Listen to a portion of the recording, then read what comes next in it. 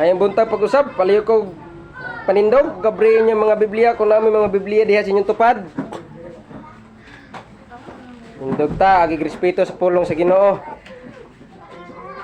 2 Timothy 3:16 to 17. 2 Timothy 3, chapter 3, verses. Dua lang ka verses. Second Timothy chapter 3, verses 16 to 17. Ang English mo dungan ako, ug ang Bisaya mo sunod sa 17.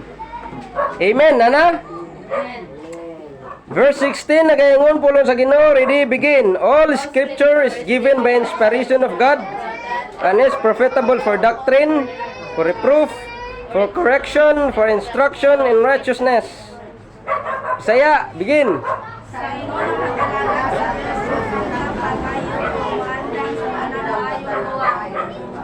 Nagkampo ta, gamanaw bala ng mga Dios, Ginoo, salamat sa imong pulong. Nagawa kami luyo si mong krus, si mga kaming takos, mamalandong si mong pulong, pati liwala ka Ginoong Dios. Tanan dagta lama sala, makita nimo sa mong kinabuhi, kag magahugas sa mong balaang dugo. Kaluy kami tagay kag langit nung kaalam, pakigsulti ka Ginoong Dios. Sa ngalan ni Ginoong Hesus. Amen. Alayog mangkod. Dala nimo kan atong itom. Nindot na basta worship, nindot na dala na siya. Kay mo nang formal correspondence nga translation sa Bible sa Bisaya. Dili kay ko mo prefer aning dynamic equivalence karon nga gi-translate sa Catholic. Kay ilan na nga pinulungan. No? Akong pagatun-an karon, atong pagatun-an nga topic ko, the power to be empowered. The power to be empowered. Ang gahom nga makapadasig. Nay gahom day nga makapaluya. Ning gahom daw tang espiritu makapaluya ni. Awa na mga Pentecostal. Iba luya sila kay na daw espiritu sa ila. Adili na balaan. Dawtan na ang espiritu luya man. 2 Timothy, si Timoteo yang pastor sa Epeso. Ibilin ni Apostle Paul, kikamatiyon na si Apostle Paul. No? Iyan yung disciple ni Apostle Paul, si Timothy. Batanon nga pastor, sama nako. Batanon nga pastor. Pero naa siya kaisog sa pagwali, sa kamatuoran, sa pulong sa Ginoo. In chapter 3, nagisgot niya mga daotang panahon. Pwede ko basa gani, verse 1. Bisaya, karang ito manaw. Verse 1, katurog yung pang chapter, katong libro.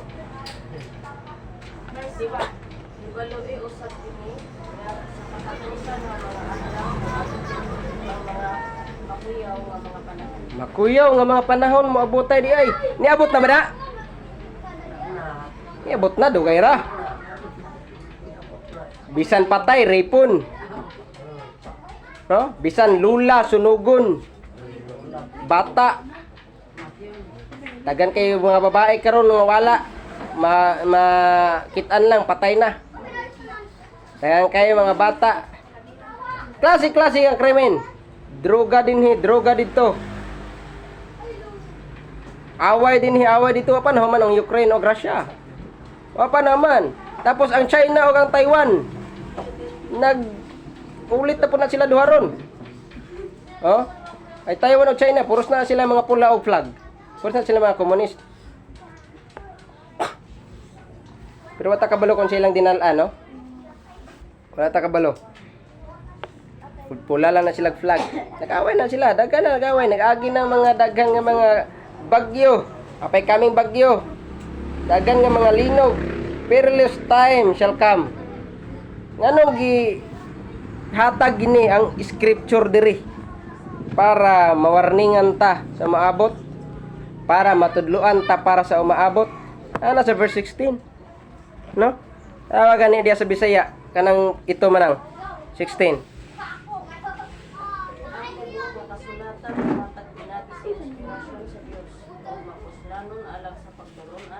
Alang sa pagsaway, alang sa pagkakit, alang sa pagkakaulo, diya sa pagkakamata. Nindot nga pulong diya sa pagtulid. Na din nabalog. Na din na kuan. Nahiwi. Hiwi. Hiwi nga mga katudloanan, tuliron. Hiwi nga baruganan, tuliron. Hiwi nga kinaiya, dapat tuliron. Hiwi nga kinaiyahan, lahi ang kinaiyahan. Dapat tuliron. Unsay gamiton? All scripture, tanan na sa Biblia. Dili lang kay taplak-taplak lang, kuha dito. Uban sa mga relihiyon ginagamit. Kuha diri sila para pag tan-aw nila nga makaangay, makaangay tani nga Biblia. Makaangay tani nga mensahe diri ta kuha. Ay kini igo man taani di nato ni basahon. Di nato ni tudlo igo ta. No? Ay dili ni pareha sa atong katudloanan. Di nato ni i-apply diri ta. Pili-pili ba? Ingon dira all scripture tanan is given by inspiration. Ngayon gani kag inspired, God's breath gininhawa sa Ginoo, pulong sa Ginoo. Ito bagid ka nga pulong ni sa Ginoo. Basin na ay dapat tuliron kay wala ta fully nagatuo nga ang Biblia makatulid nato. No? Naot nga ang Biblia bilang usa ka Kristiyanon kinahanglan nato i-embrace kung unsa ang pulong nga naa diri sa Biblia. Kung unsa ang gitudlo diri sa Biblia dapat nato ni embrace kung ano man mao ning isa nga source sa atong kinabuhi. Mao ning isa nga source sa gahom ug kusog nga gihatag sa Ginoo para maabot nato ang pagdasig ug maabot nato ang pag-empower sa Ginoo pinaagi siyang grasya. Nindot kay mensahe ganina sa alawiton. Ha? Dili nato matungkad ang grasya sa Ginoo. Ay di man nato matungkad, ay natong kara. Buhata kung unsay gipabuhat sa grasya sa imuha. Buhata kung unsang gipabuhat diha sa Biblia. Di man nato ni mabuhat tanan Genesis to Revelation. Pagbuhata ko bago na. Pero at least naga-desire ka ba? Dili kay daghan kay kanibalan sa Biblia pero bisan isa wa ka na-apply. Bisag isa lang. Hangyo ba? Hangyo lubo. Bisag isa lang imong na-memorize pero i-apply, palihog ko apply. The best na kay na nimo nga achievement para sa Ginoo. Na tulo ka rason nganong i-embrace gid nato ang gahom nga naa sa Biblia. Ang pag-empower nga nasa Biblia nganong i-embrace gid nato ning pulong sa Ginoo. Unang rason because this is God's word is inspirable. Because ang pulong sa Ginoo maka-inspired. Because God's word is inspirable. Ingon niya sa 16. All scripture is given by inspiration. Dili basta-basta. Ingon sa 2 Peter 1:20-21. Di basta-basta nga tao. Ang science ni agree nga the Bible is true because of the creation. Tanawa gani ang science. Kining mga followers ni Charles Darwin, kining evolution science nga ito, ang tao gikan sa unggoy to mo. Mo na nakaingon mo si Charles Darwin, ang tao gikan sa unggoy, kita mo siya kung tao marapog unggoy. Kita mo sa Charles Darwin? Nawa gani ka marapog unggoy. Scientist god, wanay ligo, wanay alot. Manay ngun siya nga inanay rin yung tao gikan sa unggoy. Pero abi ni Charles Darwin wala ni ingon nga wala siya nito Ginoo. Study lang na niya para mo sikat siya. Study lang na niya para mo improve siya. Study lang na niya para makwarta siya. Pero wala siya ni conclude siyang study nga wala siya nito Ginoo. Ingon pa gani niya nga naay mas labaw nato nga Almighty kaysa tao. No? Science siya, scientist siya. Evolution, siya nagpasikat ng evolution science. Nga ni-evolve lang daw ang tao gikan sa organism sa tubig. Na imong isda, na imong amphibians, na imong reptiles, na imong baki, na imong halas, na imong crocodile, hantod ni padulong na imong unggoy. Tapos unggoy ni adapt sa environment hantod ang unggoy dapa pa man na mulakaw tapos nakaagi siya bisan unsang environment, naka-survive siya sa environment hantod niabot siya sa savanna nga grassman. Kana bitong pag-ana sa pagtuyhad sa tao kuno, study sa evolution. Nakaagi na siya luag kayo nga giana niya unya lampas tao sagbot. Unsa niya makita? O lampas niya ba igura gid siya unsa niya pakita sa dalan kung dili siya mo ana. Mo tuyhad, imbis ana nang lagan sa unggoy, gianam-anam niya tuyhad para makita siya dalan di siya mabangga. Mao na study sa evolution. Pero ang nag-study ana Charles Darwin ing siya napay labaw na to almighty. Pero isa lang ka scientist, nga mga sikat nga scientist nga nag-ingon nga dili siya motuo Ginoo. Abulukaw siya yang namatyan, gikuha niya yang pusil daw yang gisingal siyang baba tapos yung kalabit ang gatilyo. Hikog. Once nga di ka motuo Ginoo, padulungan nimo hikog. Miserable man. Ang di mo to Ginoo, miserable. Sa mutang dili mo to Biblia. Miserable ang kinabuhi. God's word is inspirable. The science agree that the Bible is true. The history agree that the Bible is true. Pag-ingon sa Biblia nga mawala ang Israel sa mapa. Kanos alang nito ang Israel 1948. Paghuman sa World War II, history. True. Kini mga libro, kining libro sa Jehovah's Witness. Naman sila kaguniro, di man na sa tulong, di man na di mo kinahanglan Jehovah's Witness. Walihan sa Biblia, kaya di man na sila mutog Biblia. Walihin na siya sa creation. Ipatuo, imong i-convince na sila nga Biblia sakto pinaagi sa creation, pinaagi sa history. Kay i-open ka Biblia, di na sila kagulo yung Biblia, mas baga pa ani. Biblia kuno, pero libro ra na sinulat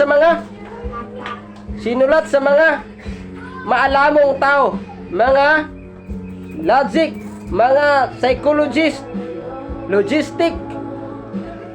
Mana dia nasulat kani dia sa apil ning sa Muslim, kaning Quran nila. Na dia ang monghe, sinulat sa monghe. Sinulat sa mga writer. Sinulat gani sa singer na diha.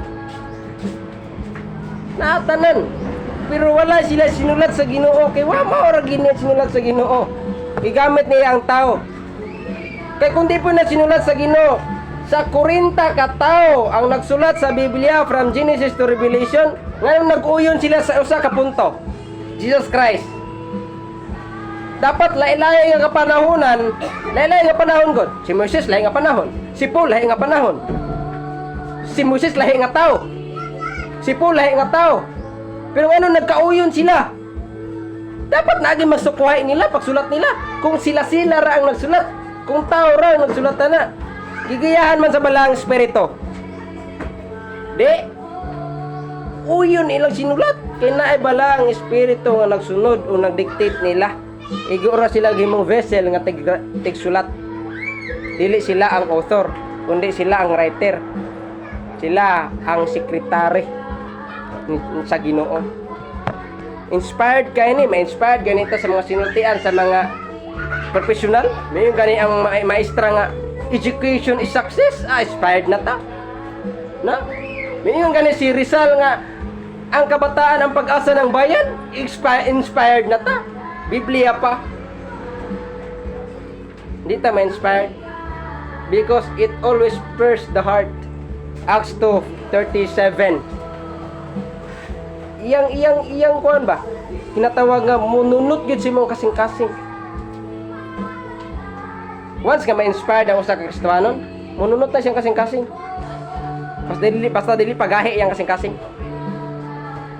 Munulot ta. Yung kay wala may diba butangin niyo, wala imposible sa Ginoo. Dapat kung bisag gahi na iyang kasing-kasing, dapat mununot gyapon. Pero nganong dili man mununot? Sa dili man napamukon sa Ginoo. Kung napagahi ka, pagahion pag sa Ginoo.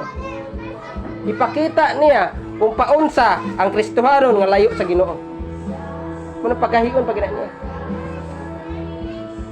Munang ingon ang Biblia ayaw gahiin mong kasing-kasing. Kasing-kasing nimo ihatag sa Ginoo ayaw paghahia. because it reveals the heart. Hebrews 4:12. Two-edged sword ang giingon diha sa Hebro. Duhay sulab nga espada. Mupakita kung unsa naa si mo kasing-kasing. Once nga inspired ka. Muna si Pedro, pag preach si Pedro, kita gyud kung unsa siya ka-inspired sa Ginoo. Grabe, may sugon si Pedro pag wali. Ipakita gid niya kung unsa siya ka-inspired sa Ginoo. Kamo kaha, kita kaha, ako kaha. Ipakita ba ka nato nga inspired ta sa Ginoo? Or basing na discourage ta sa Ginoo, awat ganina ang topic nila. Nga unfair ang Ginoo. Ha? Kaluwasan pa lang ang nadawatan nimo, matawag na ni dili unfair ang Ginoo. Number 2, God's word is profitable. Ingon niya sa verse 16b. All scripture is given by inspiration of God and is profitable. Unsa ni profitable? Importante. Pinaka-importante. Magamit. Basic importance sa kinabuhi. Ang Biblia. Wala na yung Biblia, di ta kilo Ginoo eh. Wala na yung Biblia, di ta kaila kung kinsa ta. Ingon Isaya, wala napakita sa iya ang kamaturan. Makaingon ba si Isaya nga woe unto me? Makaingon ba si Isaya? Wa niya nakita ang kamaturan, wa siya gipakita sa Ginoo, gipakitaan sa Ginoo. Ipakitaan siya sa glory sa Ginoo nga niingon ang mga angels, niingon ang seraphim, holy, holy, holy, for thou God Almighty. Makita ba ni Isaya ang unsa siya ka makasasala tubangan sa balaan nga Ginoo? Tungod sa Biblia. Kaya once dili nimo makita ang imong kaugalingon usa ka kapina ka makasala, dili nimo daygon ang Ginoo nga usa pinakahalangdong balaan nga Ginoo. Kung dili nimo maila ang imong kaugalingon, di pud nimo maila ang Ginoo.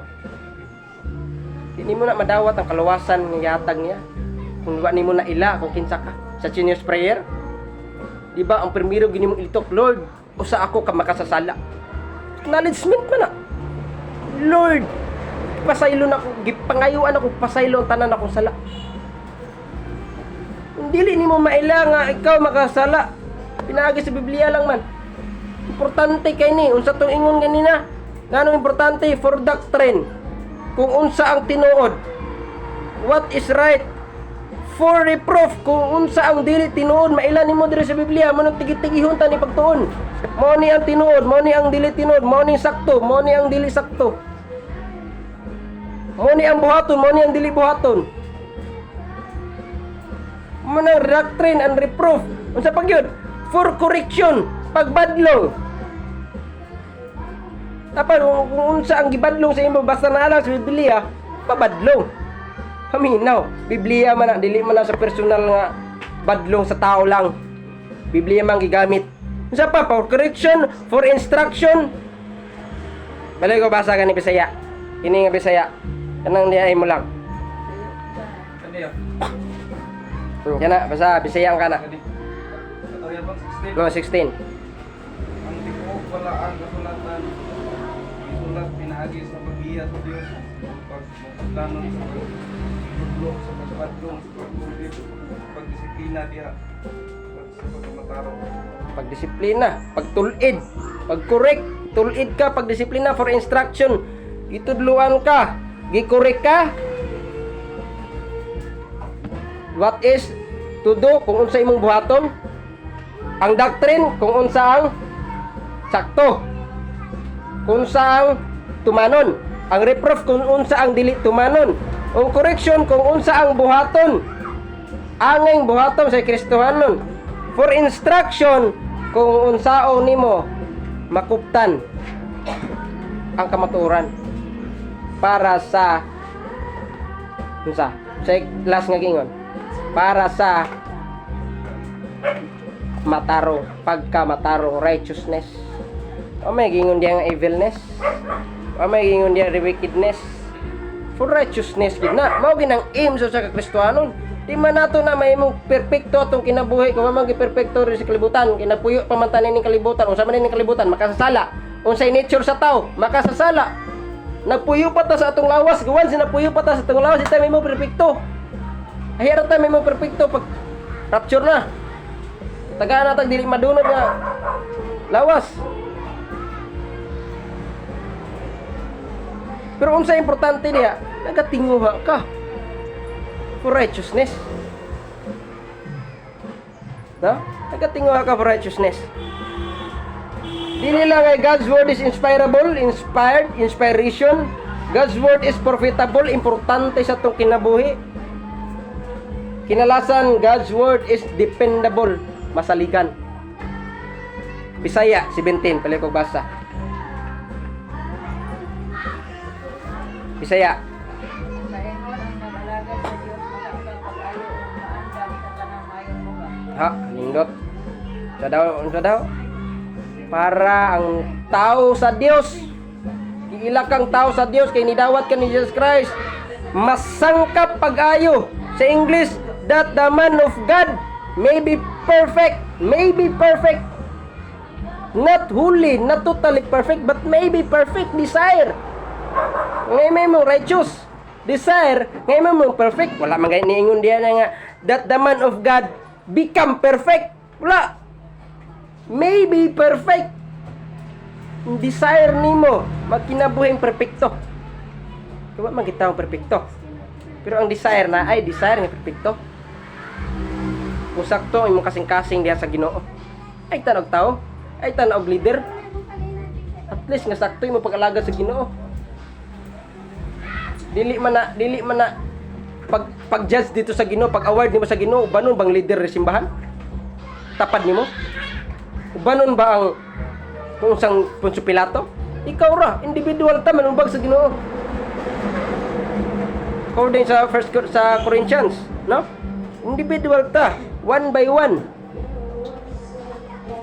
That the man truly furnished. Sabi na, nindot kaya na adto ka furniture. Paano ba mahimo nimo nga good product or humana ang imong produkto? Sa diyang wala pa na furnishan, wala pa na furnish, or sa diyang furnish na, makamingon na ka nga good product, ready to sell. Ibaligyaay na ni, kay na furnish na, na varnish na, na anay ginatawag nga pang last nga tira. Truly furnish. Masangkap gani diha yung si Bisaya. Diha gani man ang sa imong translation. Aron ang tao sa Diyos imong mga hindi manginhigit sa bukos isangkapan ngadto sa tanang mayong buhat. Sangkap gyapon, masangkapan, bugos nga masangkapan. Truly furnish. Diya gisangkap sa maayong buhat. Mao ginang desire sa Ginoo. Maadto ta dito sa maayong buhat. Kung imo lang masulod sa imong kasing-kasing ang grasya nga gihatag sa Ginoo sa imo ha. Di basta-basta na nga grasya nga gihatag sa Ginoo sa imo ha. Imo lang na masabtan, ato lang na masabtan. Naa mag-desire kita oy. Mag-desire kita kung siya atong ibalos diya sa Ginoo. Di na to matungkad ang Ginoo. Di na to matungkad ang iyang pagka-Ginoo. It always brings you to maturity. Biblia, mamature ka. Kung basa lang ka. And it will keep you for the ministry. Ministeryo man ni ato ka. Ministry, alagad man kaning ato. No? Naot nga ang pulong sa Ginoo di nato ni sukwahi. Kung unsang tudlo diri, ato nang hinahinayon nga i-desire ato manon. Hinahinayon nga i-desire nga barugan. Kaya ang kalibutan karon, lisod na kayang kalibutan. Niabot na ta sa perilous time nga giingon sa Biblia. Pag hinaot nga naa nimo ang kamatuoran, naa nimo ang baruganan, kamatuoran nga giingon sa Biblia. Hinaot ang desire nato. Desire nga gihatag sa Ginoo sa pagkinabuhi para kaniya.